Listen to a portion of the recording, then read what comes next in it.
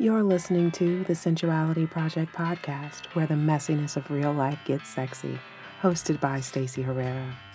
This podcast is intended for mature audiences only. Episodes contain profane language and topics of a sexual nature that may not be suitable for children. Listener discretion is strongly advised.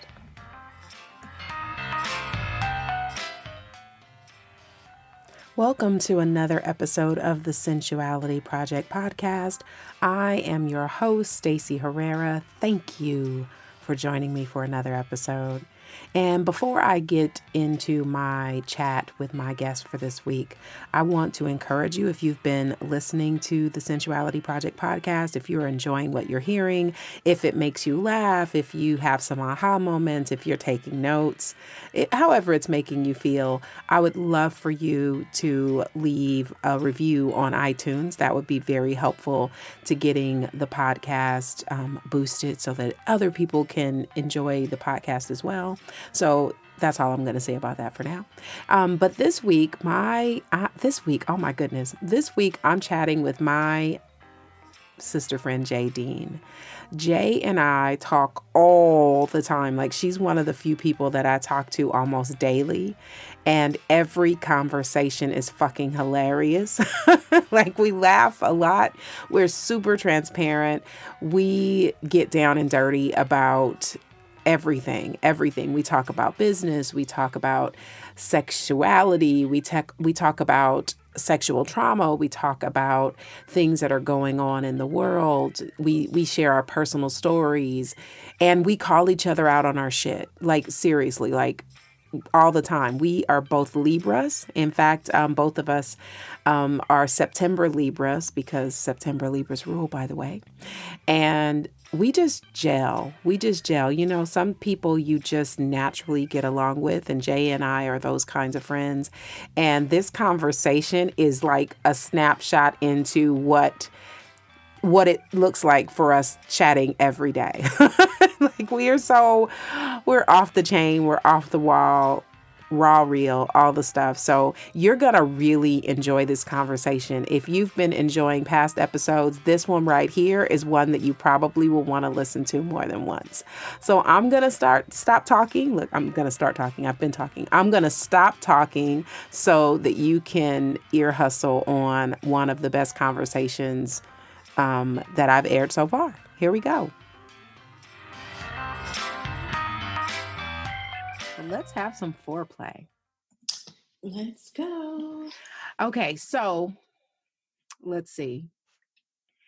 If you were going to be making out with somebody, maybe somebody that either you really like or some celebrity that you just think is all of the things, what would you ask that person to do to you?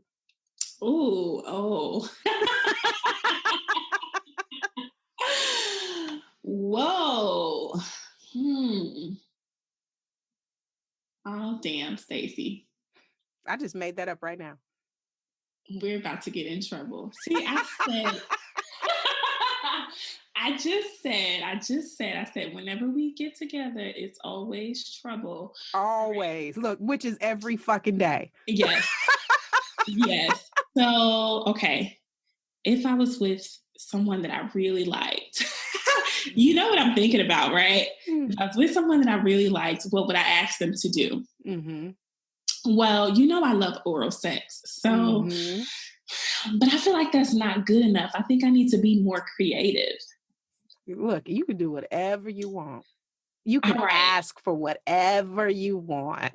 Okay, so you know I have this fantasy where I want to be with a man that is like extremely wealthy, and I want him to buy me a really beautiful gown and like fly me halfway across the world, and we have dinner and he makes love to me like we have the best sex. I call it galactic sex, right?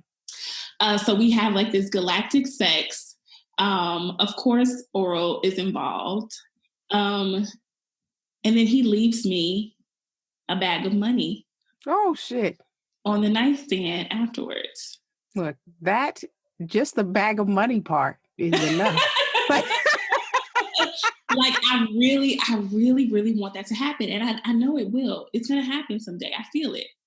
I heard that. Okay. So, second question, just as a prequel to that experience. Okay. So the limo's on the way. He's sending the limo to pick you up, to take you to the airport, to the private landing strip where you fly away on the private jet to meet him wherever you're going. Yes. So the limo's arriving. So maybe the flight's 10 hours. So it's at least, 10 or 12 hours before you're going to see him. Mm-hmm. What do you sext him? Ooh, okay. Oh, this is so good. Look, people are going to be like, Jay, you nasty. Look, get nasty, girl. Everything's welcome here. Okay, what do I sext him? Damn. Oh, I cannot say this on air. Well, you could filter out the parts that you think might be too much. Okay. So I would send him a picture, actually. So once I get to the airport, because I'm getting on a jet, right? So I'm not going to have to like go through security. Private jet, everything. Like, okay. A pilot and some wine. Okay, so is there anybody in the area where I'm sitting? It's just me? There might be like one or two flight crew members, but you can ask for privacy if necessary. Okay, cool. So I would send him a picture of me, probably of my breast. Or,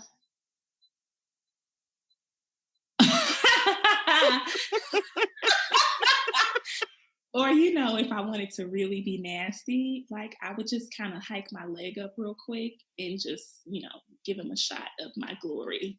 Look, beaver shots for the win. Yeah. Yeah. Look at you. I'm not mad. I'm not mad. Look, for fucking play.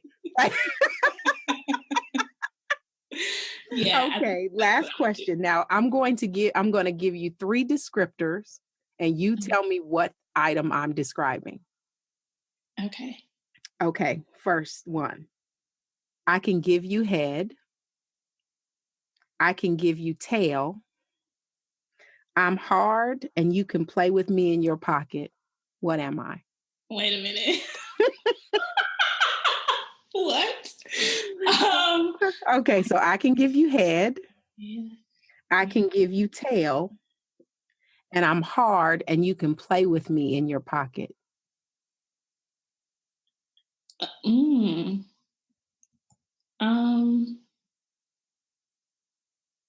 can give you head, I can give you tail. You can play with me in your pocket. And I'm hard. You can play with me in your pocket. Well, it wouldn't be like, I guess like a dildo is too big and that's like so basic. That couldn't be the answer. Oh shit. I don't know. I'm hard. You can give me head. You can give me tail. A coin. Yes. I'm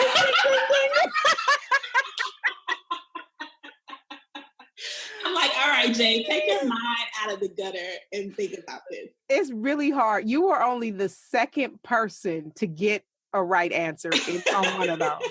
The other person was Caitlin Grace. Uh-huh. Look, of course. What did she say? I can't remember what hers was, but she got it right away. And I was like, oh my God, that never happens. That's so funny. Well, since we were talking about head and tail, let's talk about head. Oh, yes. Let's fucking talk about head. I was just listening to a Prince mix this morning on my walk. And he was just so genius with his lyrical flow. Yeah. And one of my favorite songs is Head off the Controversy album. But let's first talk about giving head. Mm-hmm. I know that a lot of women that I've worked with and a lot of women just like my friends and stuff, a lot of women are really reluctant to admit that they suck dick. Mm-hmm. What is that about? I think it's just like, according to society, you cannot, that's just information that makes you appear to be unladylike. And I think we're kind of veering away from that, though. I think a lot of women are really stepping into the divine feminine, stepping into their own sensuality and owning their sexuality more. But I really think it's about worrying about what or how society is going to view them. I think that's what it comes down to. Yeah, it's unfortunate. Yeah. I happen to enjoy sucking dick. Look, I said it. Yeah. I mean, of course, selectively, I'm Yeah. not like blowing everybody, but Yeah. so I'm selective about it, but I really enjoy it. And I also think that, of course, that makes a difference in the experience for the other person. If you don't like it, it look, and pun intended, it kind of sucks for the it kind Yeah. of sucks for the other person. But if you Yeah. enjoy it, it really makes the experience much more pleasurable for the receiver. Yeah, it does. And we just talked about this actually. I've decided to become very selective on who I give oral sex to. Just because I feel like just like sex is a sacred act, oral sex should be a sacred act as well. You shouldn't just go around sucking everybody's dick. You shouldn't go around just fucking anybody. Yeah, I decided to be more choosy. Not saying that that I wasn't before, but I just decided to be more selective with who I put these lips on. So Well, I think intention is really important. And I think that, because I think that there is a place for non-sacred sexual activity. well, yeah, And then yeah, there's but I think like the intention, regardless of is important. So I yeah, think that there's nothing wrong with setting boundaries. In fact, it's really important to set boundaries around sex and everything else. So I think that if that's a boundary that feels good for you, then you should do that. yeah. But not to take away from the women out there to just is like lollipopping it, whatever. Yeah. Like, like that's what you like. Yeah, That's what you want to do. Ain't nothing wrong with it. Like, it's definitely personal preference. But I do think that, there are times in your life when certain boundaries are required, because sometimes it can get really difficult to narrow down and to actually attract exactly what you want if your boundaries is a little looser, yeah, you know. yeah. I agree. Yeah, So I think that that's a great way to be real specific around what the universe delivers to you. yeah. Look, claps for Jay. Since we talking about it, let's talk about pussy eating, because that's the thing. Oh yes, I have a lot to say about that. I had a girlfriend who was messing with this dude for a minute. She was messing with him for like a couple of years. And it wasn't an ideal situation for her, in the sense that he wasn't showing up as the guy she was saying that she wanted in her life, but she wouldn't stop seeing him. And one of the things he used to say was, I don't eat pussy. And more specifically, he would say, Southern men don't eat pussy. So when she was saying this, I'm like, no, Southern men, they like eating in general. Like, they love to eat. People in the South love to eat. So I Yeah, was like, I don't know him saying Southern men don't eat pussy. I was like, that's not really accurate. And I was like, and I don't know if he doesn't eat pussy or if he just don't want to eat your pussy. ooh, Um, yeah. and the reason I said that to her wasn't because I was trying to be mean to her, but the reason that I said that was because he also didn't want to take her out. He also didn't want to do nothing because if, like, oh, well, I work multiple jobs and, I'm saving for this or I'm saving for that. But then when she would like suggest free things like, well, let's go have a walk on the beach, he didn't want to do that either. So it felt like to me that it had nothing to do with him not, appreciating the art of cunnilingus. I think it was more about him trying to keep that relationship in a container. Yeah, that's what I was about to say. Like, why are y'all even dating? Right. But were they dating? No, they were just fucking. They weren't dating. She wanted to date though. And so I kept saying to her, why are you investing so much energy trying to convince him that you're good enough? Because that's what it turned into. It was like always, I'm a good woman and I don't sleep around and I don't this and I don't that. And I'm willing to do these things for him. And I was like, but that's not what he wants from you. And if you want something different, then you have to cut it off. Yeah. So, but anyways, I just really wanted to tell the story about him saying he didn't eat pussy, because I know that that's a thing. A lot of men say that. And there was a time when I didn't give head, like I wasn't born sucking dick. Yeah. Like that visual. Right. Isn't it? Took me out of here. Yeah, that's hilarious. I was born knowing how to suck things, but it was pretty limited to nipples and bottles. I didn't know how to suck dick. So everybody has to start. I mean, just like no man was born eating pussy, you came from a pussy, but you weren't eating it. So I think that when people say like, I don't, everybody used to didn't, like, that's very, you know what I mean? You know what I'm saying? Like there was a time when everybody started, it wasn't something that you just always have done.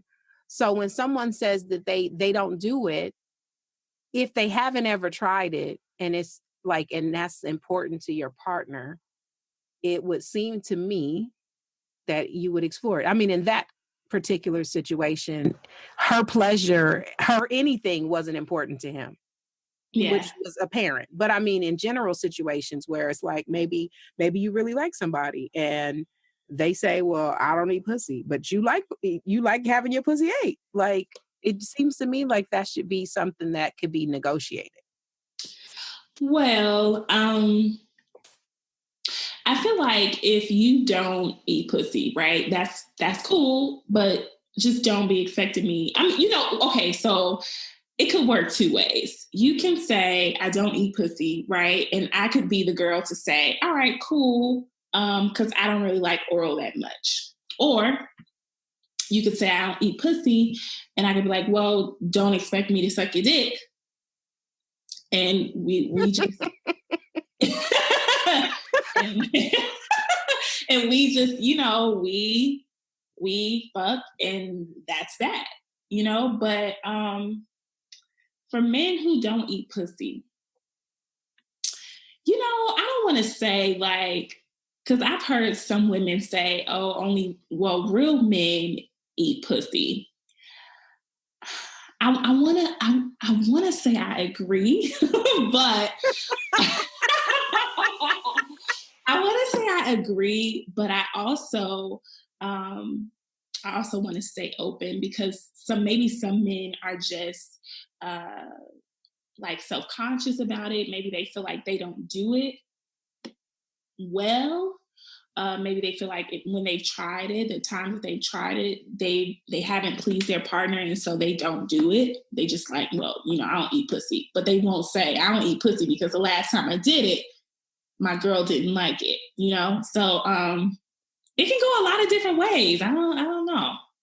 I think so too, but I guess, I mean, there could be, if you got a sensitive stomach, if you're, because there are people that are super sensitive to smell, and maybe they have, or visuals, like it's certain things that, like edible items that are not on other people's bodies. I mean, like there are certain things that I don't eat, not because I don't like the taste, but because I don't like the texture. There are certain ththings, like there's certain textures that I just don't enjoy. And so I just don't eat those foods. Or, and even back to giving head, like there's some women that have a really hair trigger gag reflex. Yeah. They shouldn't suck dicks. It's not a good idea. It's not a good idea. So I'm not saying that I think it's okay for people to say like, I don't like this, but I think that it's really important especially when it comes to, sexuality has so many different colors. And when you come together with somebody, you don't know what kind of crayons they like. Yeah. I'm saying? So I think that when it comes to that, it's important to be really clear and to get really clear with yourself about why you don't like something so that you can communicate that. The reason it's important is because everybody comes to the table with all of the shit that has ever happened to them. You know what I mean? Like, they come to the table with their whole life history lodged in the cells of their body. And if you just say to somebody, I don't eat pussy, it would be very easy for someone to interpret that as something's wrong with me. Yeah. You know what I'm saying? But if I say to you, you know what, Jay, I don't eat pussy. And the reason I don't eat pussy is because it's very difficult for me to breathe through my nose. And if my mouth is on your pussy, I might choke. I don't know. You know what I'm saying? Like whatever the excuse is, or maybe I have a really challenging time with slippery surfaces. So maybe I don't really French kiss either because spit and coochie juice is just the tasty part. And maybe that's the reason I don't eat okra, because okra got the same kind of slime that I love okra. Okra is the bomb. I love it. Me too. Oh my goodness. There's this giant okra. I think it's a Japanese okra, and I haven't tried it because I'm almost willing to buy one at the farmer's market just because I want to see what it looks like on the inside and to see if it has that same slimy surface. Mm-hmm. It's big like an English cucumber though. Oh wow. Yeah, so I'm curious. Next time I go to the farmer's market, I'll buy one and I'll send you a text. Yeah. I'm not sure if it looks the same as regular okra. But anyway, so if someone said something like that to you, if they came to you and it's like, Jay, the reason I don't eat pussy is because, and they had something that was understandable, but it's something that you really like. Would you be willing to take it off the table, or would you negotiate, maybe pussy licks from somebody else? I mean, would you be willing to negotiate that? Or is it so important to you that you would be willing to be cool with that if you really cared about the person? It was just something they couldn't get together with. And could you just be like, okay, I'm just never getting my pussy ate as long as we're in a relationship? Or would you be like, hey babe, I respect how you feel and I understand and I don't want to pressure you, but I really like that. And I don't want you to be in an uncomfortable position, but is that something would you be okay if I got that outside of our relationship? Okay, let me take, so whenever I talk to Stacey, like I have to take a sip of my wine. Like I pour a glass of wine because I know she's about to get me telling some shit, right? I'm about to tell a story. So let me just take a sip of this wine. Give me 1 second, please.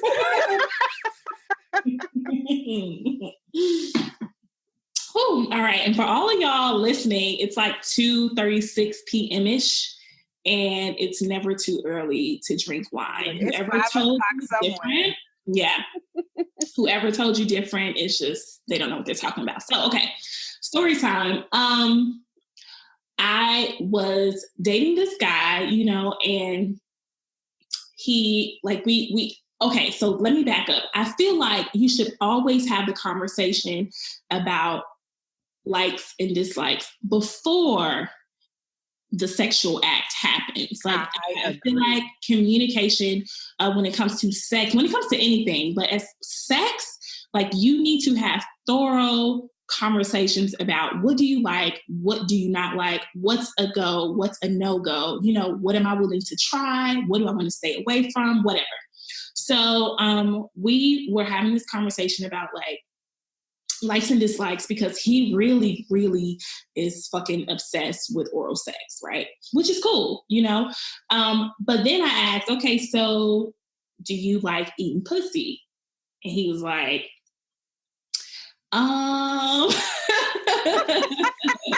like the look on his face, like he paused and he was like, I said, all right, so that's a no, right? And I said, well, what is it that you don't like? He was like, well, it's not that I don't like it. He said, but anytime I've ever given a woman head, I don't know if she really liked it, you know?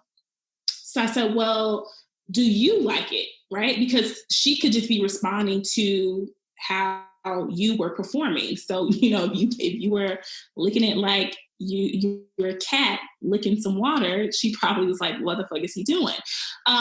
So I asked him, do you like the smell of it? Do you like the smell of pussy? Do you like how it looks? I started asking all these different probing questions.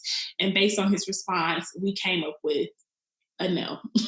No to everything, right? So he pretty much doesn't like the smell. He doesn't like how it looks. And he didn't have to really outright say no to me, but I could tell by his response or lack thereof that it wasn't something that he was down with. And so in that case, I just feel like if it's something that maybe you just aren't accustomed to, like we can work through that. But if you're just like, I do not eat pussy like at all, point blank, period, but I want you to suck my dick all the time, that's just going to be a hell no for me. Right? I am not. Like it's just going to be a no. You know what I mean? Because you can't like reciprocity is extremely important to me. And so if you are expecting me to do this thing all the time, and it'll be a difference if I don't like head. Like if I don't like getting my pussy ate, but you love getting your dick sucked, then okay, we can come to an agreement on what that should look like. But if I love it and you love it, but you're not willing to do it, like hell no. What do you think this is? This is just not, it's not gonna work. So okay, so what if the person is willing, and of course he loves getting head, so he's just asking for sucks all the time. Can you lick? Can you lick? Can you lick? So he loves it and he's willing, but he sucks at it. He's just bad at it. Yeah. You then say, no, babe, that's okay. And you keep sucking dick?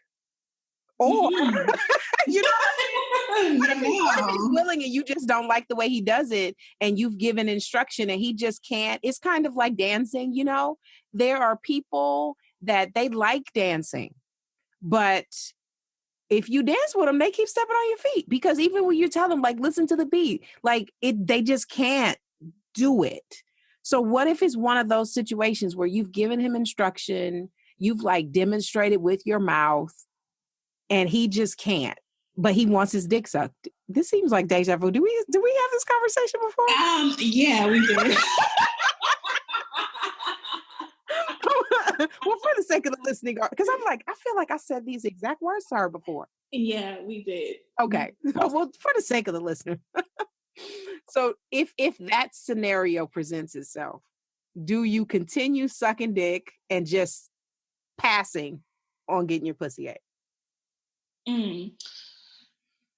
But you really like him. You like him and y'all vibe everywhere else. And, when he fuck, it's like stirring coffee. It's beautiful, but he just can't really get his mouth to do the thing that makes your cat meow.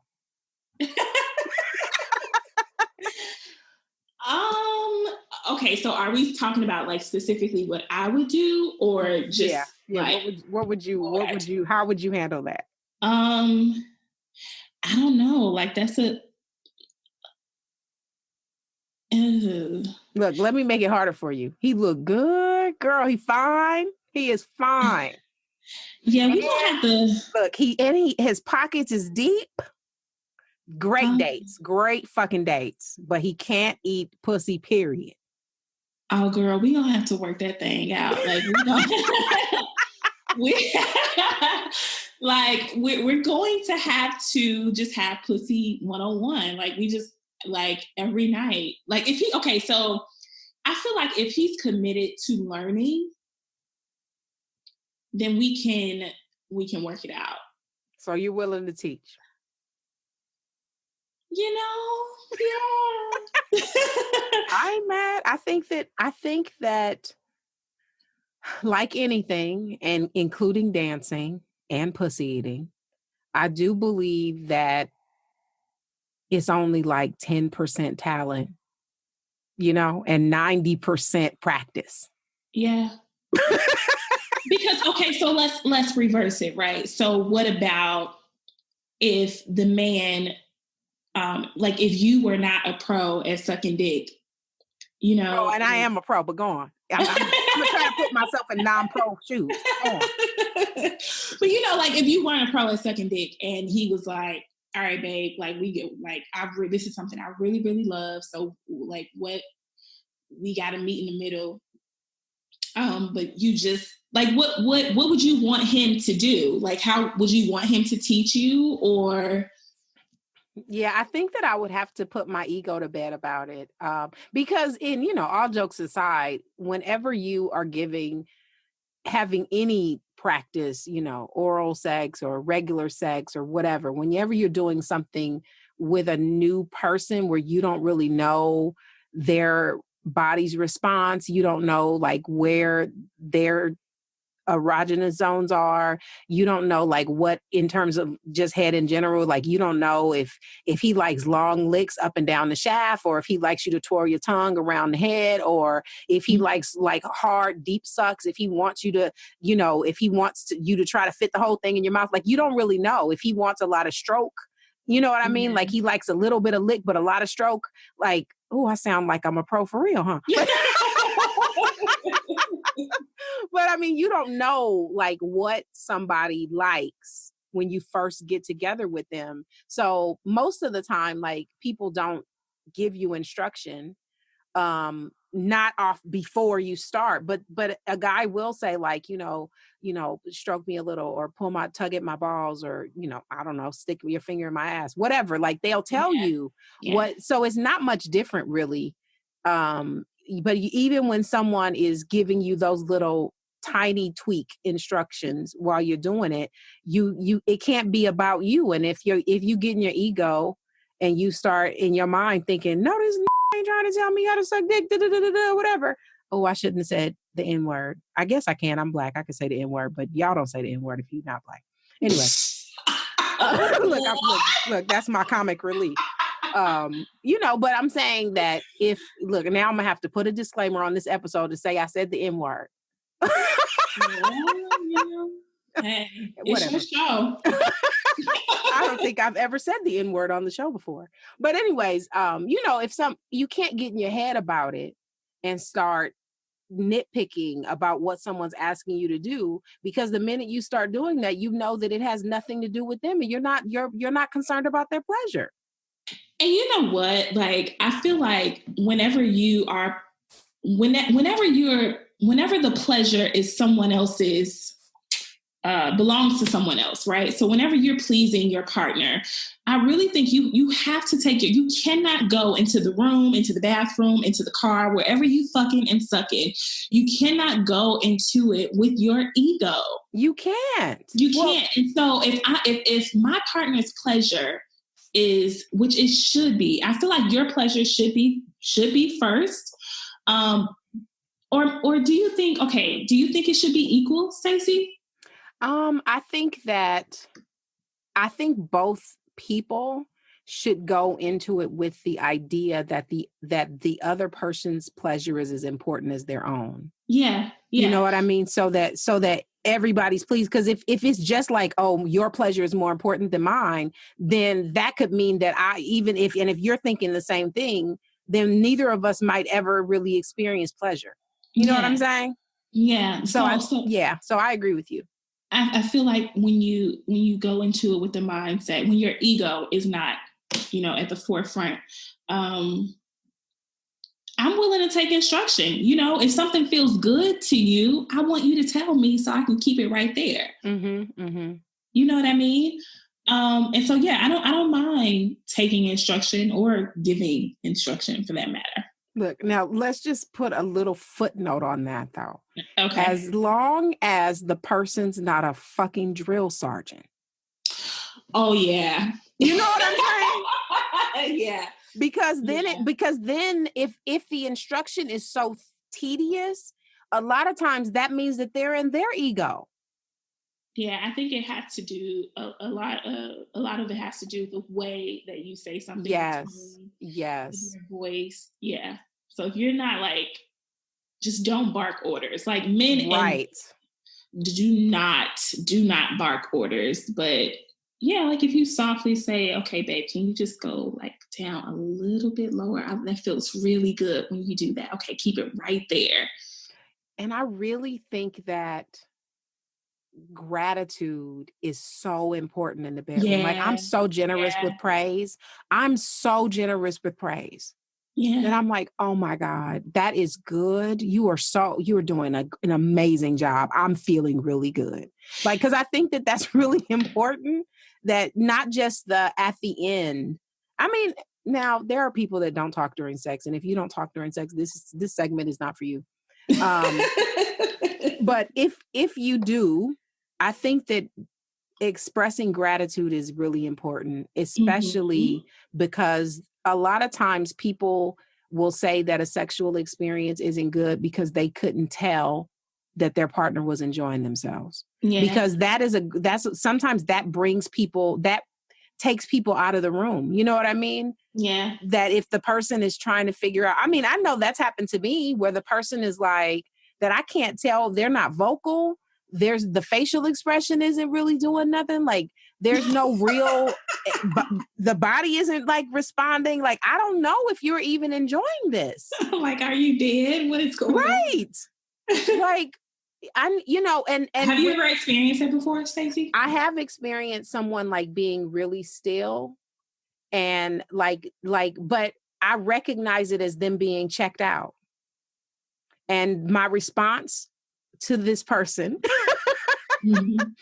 my response was, where did you go? Where did you go? And he opened his eyes because I don't think he realized he had time traveled. Why do you think people do that? Why do you think people close their eyes and time travel? I think look, now I'm unusually clothed today because I never have on clothes, but today I do. And so now I just need to pause to take my bra off. So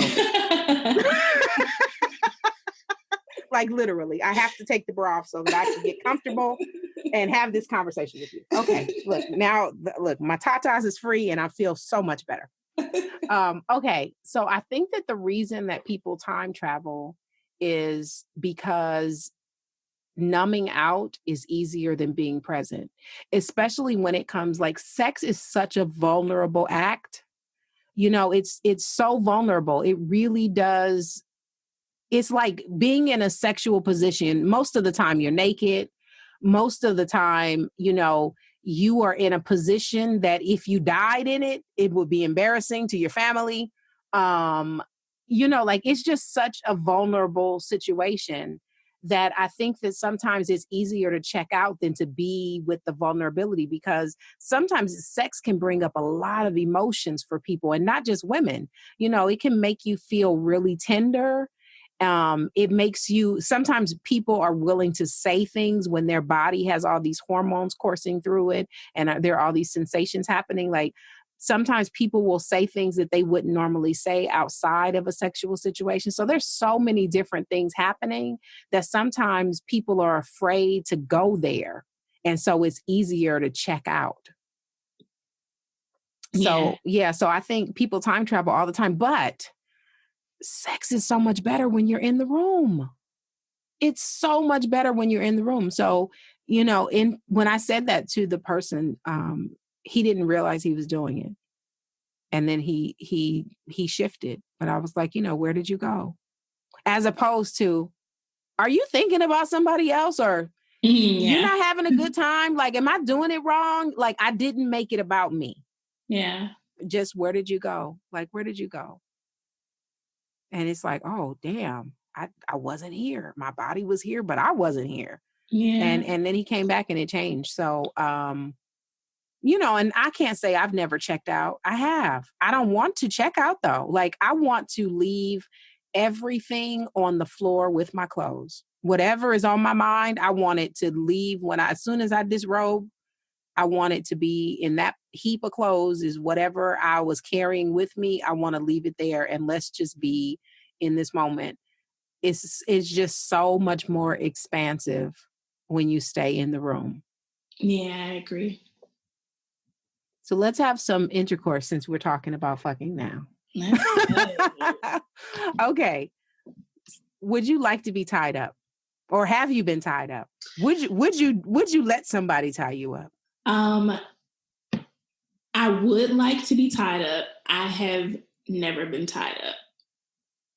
Okay, what's the strangest position you've ever tried? Huh. Because I'm like literally going back. I feel like I'm looking through a Rolodex of like, okay, positions. Let's see.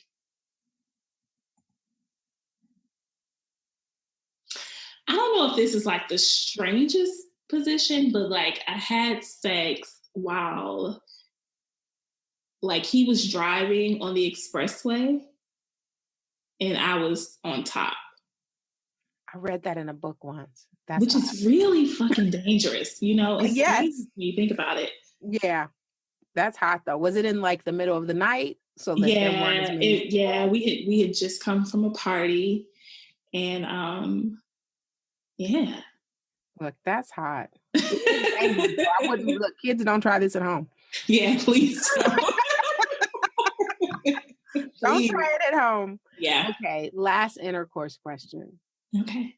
What's the most amount of men that you've had sex with in a 24-hour period? You are so reckless with these questions. It's ridiculous. You can opt out of any question. If No.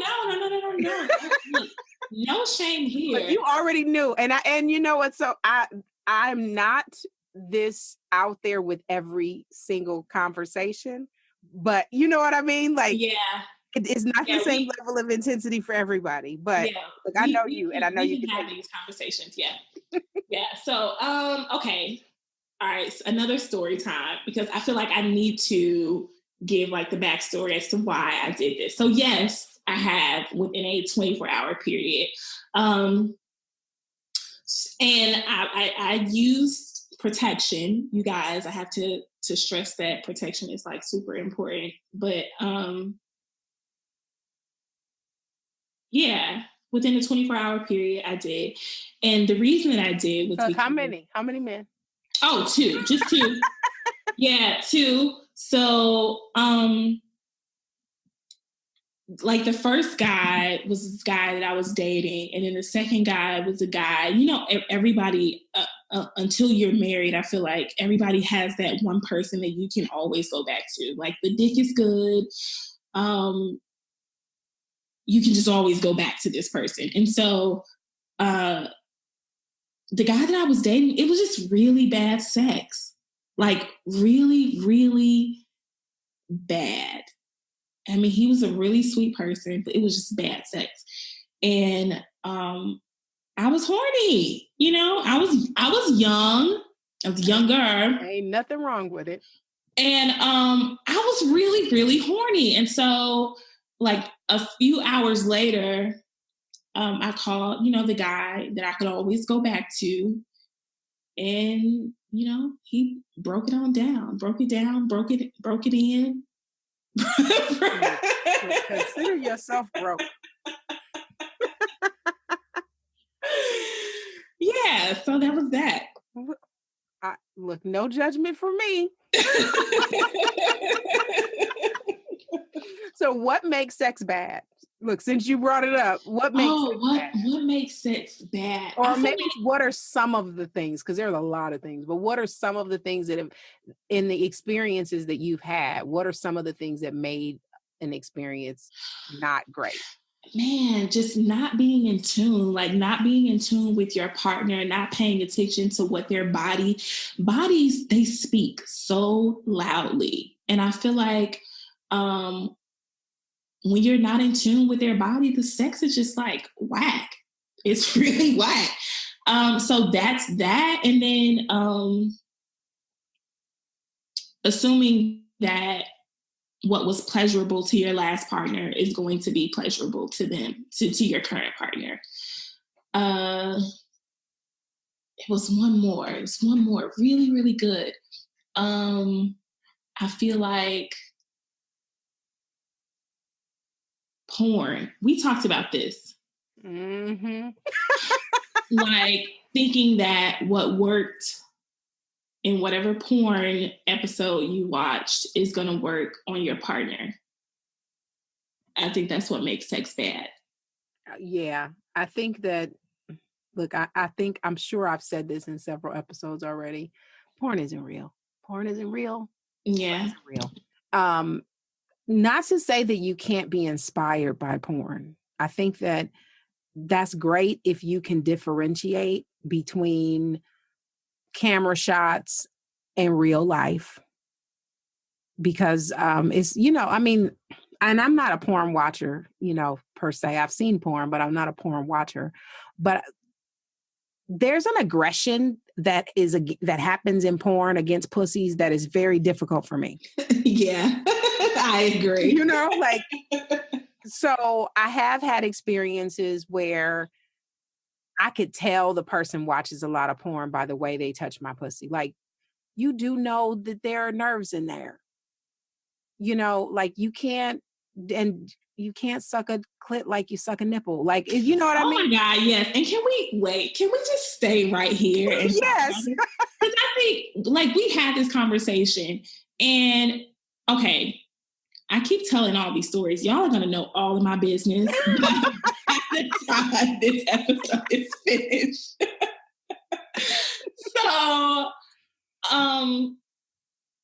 So there was this guy, and he like during sex, and he had never tried this before, but he like put his hand around my neck and started choking me.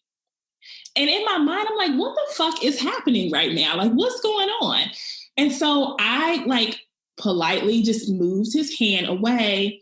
But men, like, if y'all are listening, and women too, women, do not let that happen. Like, if you all did not have a discussion prior to, like, you can stop mid-sex. You can stop and be like, get the fuck off me, right? Or you can politely move his hand like I did, or whatever, whatever feels comfortable for you. But men need to ask, like, that conversation needs to be had before you just start experimenting from some shit you saw on Pornhub. Thank you. I think. And when I asked, when I asked, and I told Stacey this, when I asked him, I was like, okay, so you did this thing last night and it was kind of weird, like, and I said, you like put your hand around my neck, you attempted to choke me. And that is something that's a technique. Like, you can't just go choking folks. Like, you can't do that. Like, it's a technique. You can't just be like, oh, I saw this on Pornhub and now I want to try this out on my girl. Because on Pornhub, the girl said she came really hard. And so my girl, I think she's going to What is Pornhub? You don't know what Pornhub girl, is? No. Oh my God. What is Pornhub? I can't believe you don't know what Pornhub. You know everything. You don't know what Pornhub is? I've never heard that. I'm like, what does she keep saying? Like, Pornhub. No, it's like, put this in the show notes. Go on. You're gonna have Pornhub's ratings, like their viewers is gonna spike up. Their viewer statistics gonna spike up. But so Pornhub is a porn website. Mm-hmm. Probably one of the most popular out there. I don't know. But I have never heard of Pornhub before. That is crazy. Yeah. Never. Look, when I say I don't watch porn, like, this is what? I'm like, Pornhub, what is this foolery that you're coming up with? Yeah, so like you can't just go, trying stuff out. And choking, I feel like it's a technique. You could really like harm somebody if you just go in and just start choking bitches. Oh, sorry. I shouldn't say bitches. Look at all of these bleeps we have on this show. You just can't go in and start choking people, right? It's a technique to it. And then you just need to have a conversation like, okay, like, value your partner enough. I don't care if this is just somebody that you consider to be a fuck buddy or whatever. Like, you should, first of all, if you don't value them, I feel like you shouldn't be fucking them in the first place. But that's just my opinion. But I feel like you should be having the conversation all of the time before you try new shit. Yeah. And I think that that's important. And I think what often happens is there is no ongoing dialogue. And I think that the consent conversation, Yeah, when you say consent, people really have the misconception that what that means is, are we going to fuck, yes or no? You know what I mean? But consent is bigger than that. It's, it is. is this okay? Is that okay? Like I have this yes, no, maybe checklist that I give to my clients. Like, to be able to sit down with a partner and say, is this okay? Like, because there's a lot of again, there's a lot of crayons, and I think Reed Mihalko uses the crayon, and I think that that's where I got that from. So I'm not a Mhm. genius. I believe this is a Reedism. Um, Yeah. but you know, there's the 8 pack of crayons, and I probably don't say it as well as Reed Mihalko, so I'll put that in the show notes too. But there's an 8 pack of crayons, the ones that the little easy pack. But then there's like the 64 box, and then there's like that 120 pack, right? And the 8 pack has the basic colors in it: blue, green, yellow, red, orange. You know what I mean? But Yeah. when you start to get to like the 32 to 64 and the 120, it's got like burnt sienna in it. You know what I'm saying? Like cayenne. Like Yeah.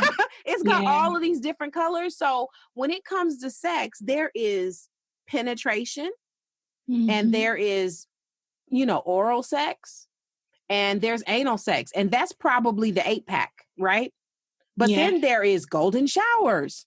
There's Hmm. choking, and there is spanking, and there are butt plugs, and cock rings and nipple clamps. Like there's like the 64 pack got a whole bunch of shit in it.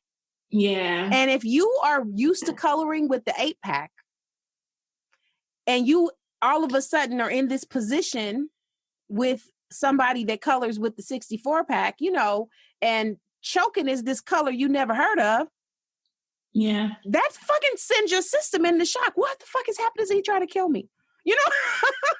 So Yeah, and then you never know too. you And that's what you don't. have to take into consideration is that you don't know what your partner has been through prior to you. If you Yep. haven't had that conversation, you don't know what they've experienced prior to you. And so you could do something that could trigger them and like they could hem your ass up Yep. or Yep. it could just go way, way left when it doesn't have to if you would just have the conversation from the jump. And I'm Yeah. You so have to. You yeah, have to. I'm And I so think also, I'm glad that you brought that up, because I think for anybody that is a survivor yeah. of any kind of sexual trauma, I think that it is your responsibility to yourself to disclose before you fuck somebody that you have had some sexual trauma. And you don't have to reopen up the wound by being graphic, Yeah. but I think that it's really important for example, like I've been raped and it was anal penetration for me. So I talk about anal sex on the front end,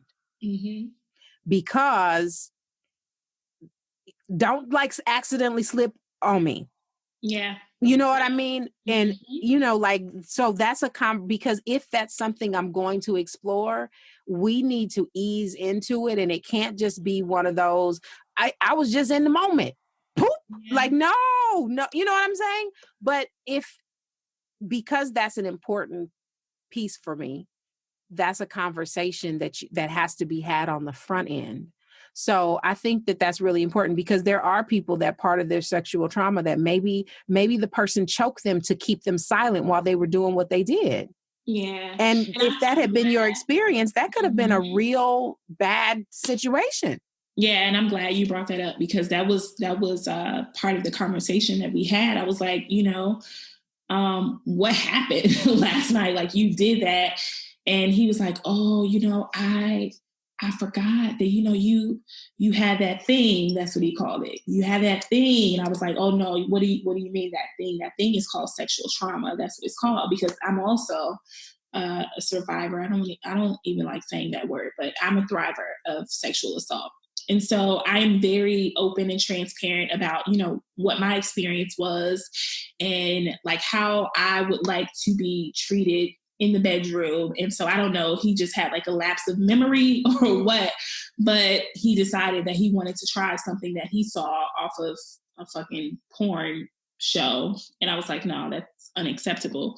But yeah, I believe that the conversation just has to be had. And ladies in particular, like, you cannot be afraid to have that conversation, because if you don't, then you just leave it to the guys to assume. The man just assumes that it's okay, which is not okay. I'm not helping up for the man or advocating for his behavior at all. But when you don't have the conversation, you leave it up to the man to assume, and it just doesn't go well. So Yes, and an uncomfortable conversation on the front end can prevent some major discomfort on the back end. it can. And you know what? Reed has this, when we did the Speak Out Summit, Reed said something and it always sticks with me. He was like, if I can ruin the moment by having the conversation about consent and what your likes and dislikes are, then we probably shouldn't be fucking in the first place.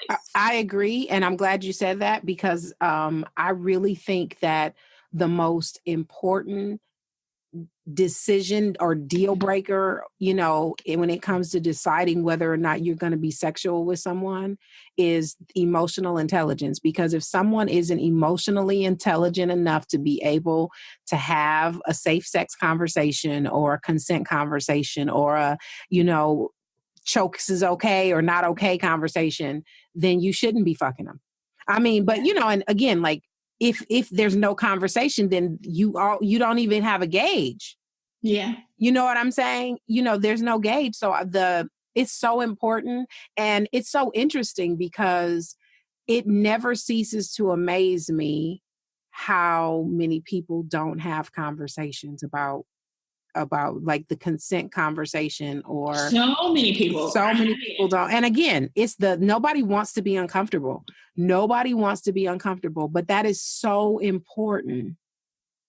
Yeah, like, wouldn't you rather have the conversation, get it out of the way, and then have like an immensely pleasurable experience? Because like, I know what this person likes, I know what they don't like, I know like what to stay away from, and so I can kind of navigate my way from there. Absolutely. I would rather. I mean, I happen to be a conversationalist myself, but but I would rather have an uncomfortable conversation to start, so that we can develop intimacy, because the other part that happens that I think people don't recognize is sometimes you end up filling the room up with all the things you didn't say. And it makes the experience uncomfortable energetically, because you're worried. And that could be whether you're worried about getting pregnant, whether whether you're worried about an STD, because again, that's one of those things where people won't say something. Yeah. But then you fuck up the mood, because now you're worried, like, what if I'm having a flare up? Or, but just talk about that shit on the front end. Like, look, let's lay it all out, before we even think about getting busy. Like, let's lay it all out. And part of that conversation is, we're using protection, but if the condom breaks, I'm not on birth control pills. You know what I'm saying? Yeah. Like, and even asking, like, so this is another conversation that you and I had about, like, kids. Do you want kids? Yep. And the reason I think that's important, even if this is just somebody that is a quote unquote fuck buddy, because what happens if the condom breaks and and that happens? Pregnant, yeah, and you get pregnant, and he's like, well, I don't want kids. And you're like, well, I do. Like, it's a conversation. It just needs to happen. Like, do you want kids before we lay down? Yep. Do you want kids? So if I get pregnant, you're not going to start, dogging me, or this is not going to become this big thing because you don't want kids and I do. And yeah. Or even the flip side of that, as a woman, it's your body. So, you have eminent domain over that. Right. So the flip side is true, is if the condom breaks and I get pregnant, I don't want kids. Right. Yeah. You know what I'm saying? Like, yeah. Yeah. Because there are, I have talked to many men that they're like, we broke up because she got pregnant and had an abortion, and I was not with that shit. So the flip side is true. So, but again, the only way for you to know that about someone is if you're having a conversation. And it might feel like a total buzzkill, especially if it's one of those, like, we just met and the chemistry is just so right. Like, I just can't wait to, like, you know, let my genitals touch yours. Like, if it's one of those situations, Yeah. you know what I'm saying? Because that happens. So, but Whoever says that, that's so funny. I can't wait to let my genitals touch yours. yes, I can't That's so wait. Look, sexy. I can't wait for my nipples to rub your nipples. Like, but you know, if it's one of those situations where it feels more spontaneous, Yeah. pause the spontaneity to have the chat. Like, it Yeah. really is important, because there are a lot of oops babies around here that don't have a daddy. Yeah. You know what I'm saying? That their daddy kicked rocks because he wasn't on board. He wasn't on board because they didn't have the conversation. Yeah. Yep. And, you know, and we're making fun. It's not, I mean, it's serious, but It is. it's important. It's an important conversation to have. I love talking to you so much. Yeah, our conversations are always so good. You know, I put on Facebook right before we started. I was like, you know, it's always trouble when we get together. Girl, always, always. Look, I done recorded so many episodes, never said the N word. Never. You like, Jay is here. Let's be right. free. Just talking about being naked. You know what I mean? Because there are certain things that you don't say to other people that you only say with, like, the people that you're most comfortable with. Yeah, and you know what? Like, can we talk about sisterhood? Or do you please, have more nasty stuff please. Talk about? Look, we can talk about more nasty stuff if you want. So. No. I think look, everything is welcome because everything is relevant. Yeah, I agree. No, but I was just thinking about, like, before we started the podcast, I was really I was cheesing so hard because, first, I'm super, super duper proud of you for doing this. Look, finally, huh? Yeah, because, like, it was a conversation, and, you know, I'm all about that action life, and so you to be doing this, and I know, like, it's gonna be amazing. I don't know how many episodes you've recorded before this, but I just know it's gonna be amazing. And I was just thinking about, like, how important sisterhood is, because you're my sister. Like, you're the person that I call, like, when whatever, like, if I'm having a crappy day, I'm feeling tender, I text you or I call you, or, you know, if I'm dating and I got some, like, crazy ass dating story to tell you or whatever, like, we talk about everything. So much. We talk, like, we literally talk about everything. And I advocate for sisterhood because it's nothing like having women in your life that really hold space for you, and you can laugh with them, cry with them, curse with them, talk shit with them. Yeah, I just think it's important. Like, and it's like the relationship that we have built over the past, I don't know, has it been like a year? I don't know. I think it has been maybe a little more than a year now that it's summer. Yeah, but it's amazing. And, like, even I think about, like, when something happens, when something hard happens or whatever, and I'm like, let me call Stacey. And that's, you know, it's so funny because we talk about nothing. We talk, you know what I mean? Like, we talk about everything. We talk about nothing. And look, now I'm thinking about my rant the other day. When it was like, I felt like my fucking head was cut off and I just needed to spew everywhere. Yeah. And you held space for that. Like, look, I don't know if I had ever sounded like that before. I thought it was hilarious. It was so funny. Yeah, I do get a little more humorous when I'm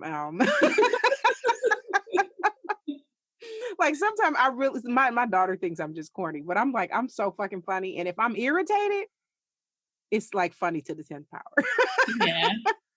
But I love that we're able to talk about everything. And I think that it's really important for every woman to have a group of women that they're able to share with, you know, because we happen to be the kind of friends that we can talk about whatever, but, you know, there are certain friends that you only talk about certain things with.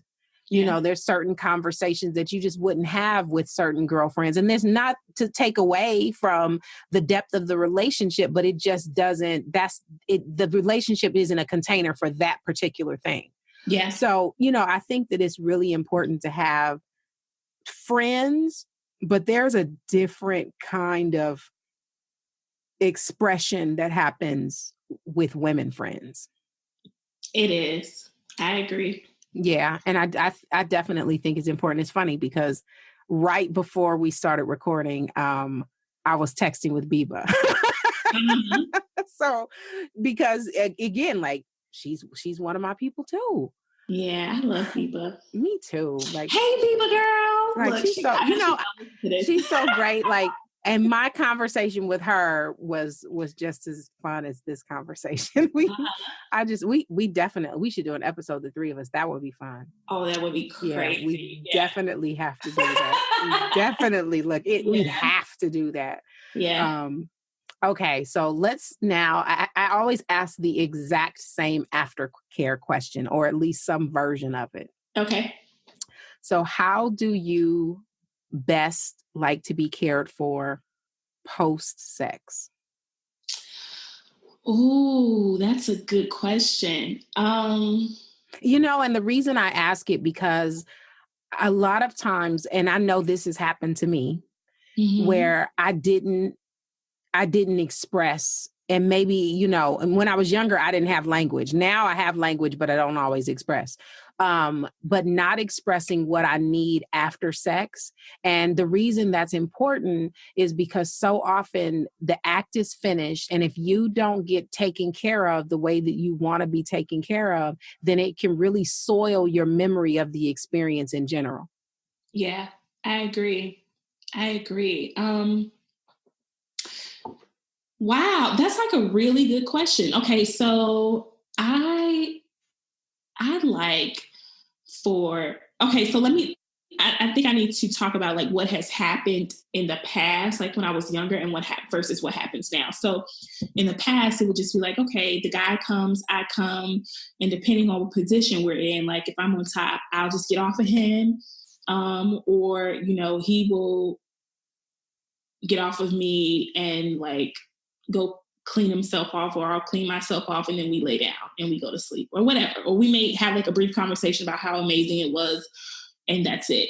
Now I really like, when I have an orgasm, I love for the man to allow me that space to orgasm. You know what I mean? Allow me that space to orgasm and like be there with me. So like watch me, unless we're orgasming at the same time, like watch me and really care for me, whether that's like rubbing my back or, hugging me or kissing me or whatever. But I don't like for you to just hop off of me and go about your business. I don't like that. But really, like cuddling, expressing gratitude, like you said, that's what I like. Yummy. Yeah.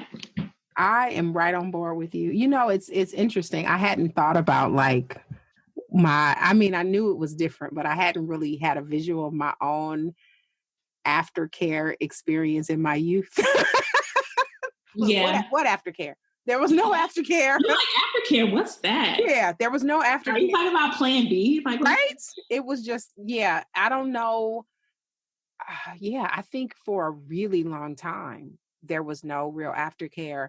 But then I can think about, now I can reflect on the come downs, like the part where my body started to come down from the high of the experience, and that feeling of disappointment that often accompanied my younger experiences. And when I say younger, I mean like well into my 20s, I done had a baby, I done been married, you know what I mean? But I still didn't have any real self-awareness in that way at the time to really be able to ask for what I needed. And I often I was so great about choosing men that were emotionally unavailable that they could not even initiate it. Because you know what I mean? So, yeah, wow. I didn't have any aftercare for a really, really long time. Like aftercare is now really important to me. So what does your aftercare look like? Most of the time, well, okay, there are two versions. There's two versions. One of them is if the last orgasm was really powerful. Sometimes for a few minutes, part of my aftercare is not touching me at all. And that's if my whole body is really sensitive. That typically only happens if I've had multiple orgasms and then a really big climactic one at the end. And where it feels like my body is buzzing and I can feel sensation in every part of my body. Sometimes it can just be so sensitive that I'm like, okay. But I'm really vocal about it. Like I might say, okay, I need you to not touch me for a few minutes. And so that is like almost like the preview of the aftercare, just honoring that for a few minutes. And then when I'm done feeling, all buzzed and everything, I invite the person back over, or I'll invite myself over into, the crook of his arm or whatever. But if it's been like a more of a wave of orgasms as opposed to a crash of an orgasm. If it's been a wave, then the sensitivity isn't there. And then in that instance, I really like to snuggle and be as close as physically possible to the person. Almost like wrapping ourselves around each other. Like I like that because almost like I need to be swaddled. So is there ever a point or a time where like you orgasm and you like to go right back into sex? Oh, girl. After? I am highly multi-orgasmic. So, often like I can go for so long if there's a window where it's possible and the partner is, doing all of the things. I can go for so long that I have to, as a courtesy, ask my partner, are you still okay? Or are you finished? Because I can keep going. But if you're okay to keep going, then we can keep going. But if not, it's okay.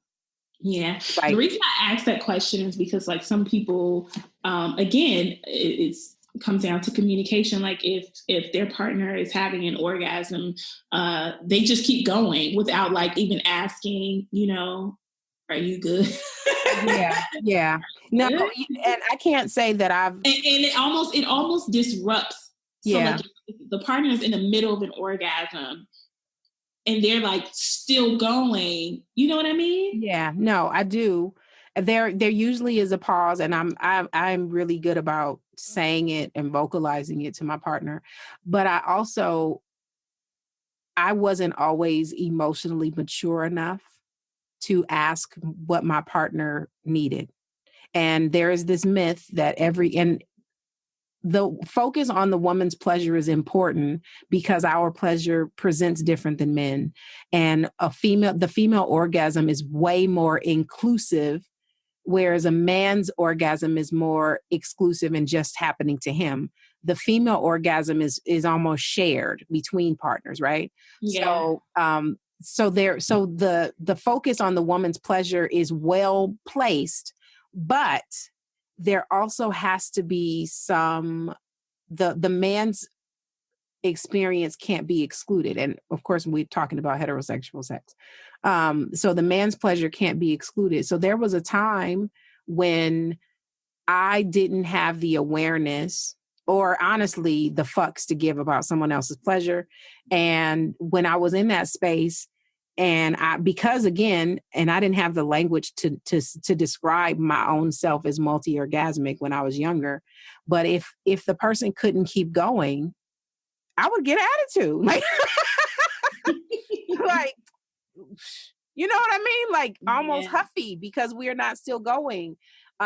So which again, if we've been fucking for 30 minutes and you can't keep going, I really shouldn't be mad at you for that. Yeah.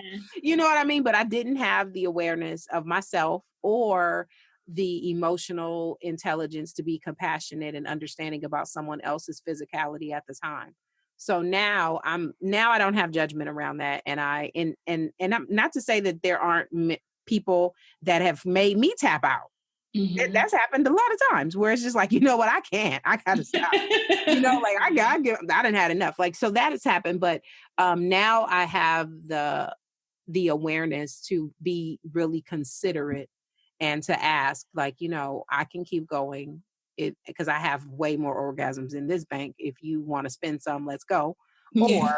Or, or it's okay if you're ready to stop. Like, and for the most part, I have had very few partners that I've had to really negotiate that with. Most often, and as is my preference, I should footnote, the partner usually will ask before he's ready to, like, are you done? Because if so, then I'm going to come. And, so which And I I know. love that. I love when the man is like, no, I want you to get yours first. Mm-hmm. I love that. I think that, look, I know we were wrapping up, but I got to say this. I think that it's a really important thing because one of the really popular things, and I think that this phrase is now super cliche and it's even more over abused almost now that online dating is a thing, is because I hear it often. I hear women saying that their partners are saying it. I've seen it on the internet. And this is the thing, is men love to say as part of their intro almost, I love to please, and my woman's pleasure is more important than mine. But that's just trendy. It's a lot of it is trendy. They don't even know what the fuck that means. Mm-hmm. And a lot of people think that what their idea of putting your pleasure first often means them asking, did you come? Yeah. You know what I'm saying? So not every man, not every man is aware enough to really know what that means. And I only can speak to heterosexual sex because I haven't ever had homosexual sex. I'm not sure if the experience is the same or not. Mm-hmm. But not every person can be with you in that way and really, really, really give your pleasure space. So you have to be really careful. And a great way to know before fucking somebody if they really mean it when they say that your pleasure is important to them is how they treat you and how they act, the level of patience in their conversation. If they talk fast, if they drive fast, if they always in a rush and they always fucking busy, guess what's going to happen when they fuck you? It's going to be fast. It's not rocket science. It's going to be fucking fast. Yeah. If you can't stay in the room for a conversation, you're not going to be in a room to have a conversation with my body, not a proper one. Yeah, so true. Yeah. Look, that's a great ending. Yep. Yeah. So look, pay attention. You have to be paying attention to how somebody acts in all areas of their life, because they will tell you without telling you whether they're going to give you proper attention in the bedroom.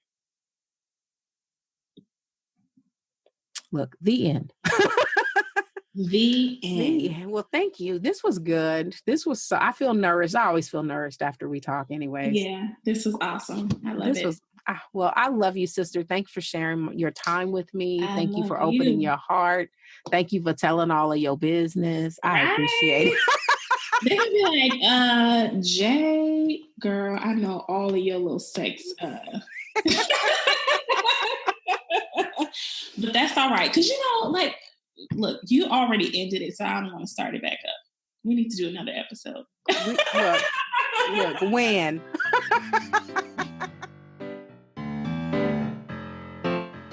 The Sensuality Project is produced, edited, and hosted by me. Music by bensound.com. The Sensuality Project podcast is a production of stacyherrera.com.